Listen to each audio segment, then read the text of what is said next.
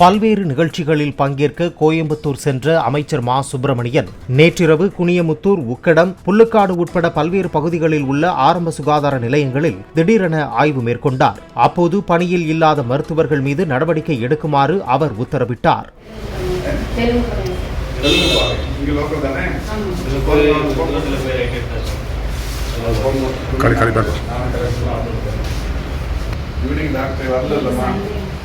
நீங்க கரெக்டா சொல்லுங்க, நீங்க மாத்துவீங்க. நீங்க டாக்டர் இல்லைங்க சார், முன்னாடி கடைக்கு தான் சொல்லிருக்காங்க.